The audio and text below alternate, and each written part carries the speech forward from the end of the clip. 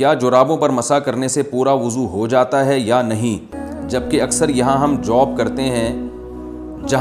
کرتے ہیں وہاں بار بار جوتے اتارنا یا جرابیں اتار کر پاؤں دھونا مشکل ہوتا ہے۔ خرم صاحب کو اس سے یہ بھی 15ویں صدی کی ایک بدعت ہے جس کا اس صدی سے پہلے کہیں کوئی ثبوت نہیں ملتا کہ عام جرابوں پہ بھی لوگ مسح کرنے لگے، اور بعض علماء نے اس کے جواز کا فتویٰ دیا ہے، لیکن یہ اجماع امت کے خلاف ہے۔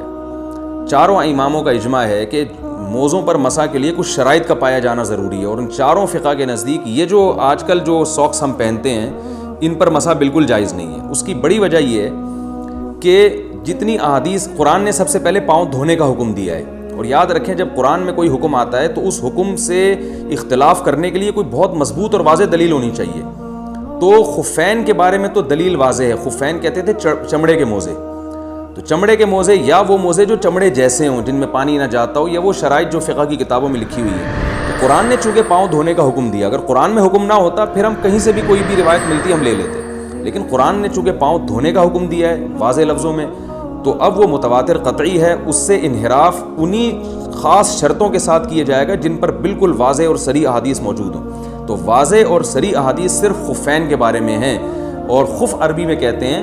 یہ جو چمڑے کے موزے ہوتے ہیں ان کو خف کہا جاتا ہے۔ اسی طرح بعض لوگ کہتے ہیں کہ جورب کے بارے میں، جورب بھی حدیث میں آتا ہے کہ نبی صلی اللہ علیہ وسلم نے جورب پر مسح کیا۔ یاد رکھیں نبی صلی اللہ علیہ وسلم کے دور میں یہ والے جورب تھے ہی نہیں۔ یہ جو ہم موزے پہنتے ہیں نا بوٹ کے میں، جس سے جو پہلے بوٹ میں یعنی جو پہلے اوپر بوٹ پہنے جاتے ہیں جوتے اور اندر جو باریک موزے پہنے جاتے ہیں، یہ نبی کے دور میں تھے ہی نہیں تو نبی ان کے بارے میں فرمائیں گے کیسے؟ صحابہ کرام جو موزے پہنا کرتے تھے وہ تو جوتوں کے بغیر بہت لمبی اس میں وہ پیدل چلا کرتے تھے، بہت لمبی واک کر سکتے تھے، وہ اس میں سفروں پہ چلے جایا کرتے تھے وہ موزے پہن کے۔ تو یہ جو آج کل کے موزے ہیں یہ نبی صلی اللہ علیہ وسلم سے اس کا ثبوت ہی نہیں ملتا، تو اس کے بارے میں احادیث خاموش ہیں،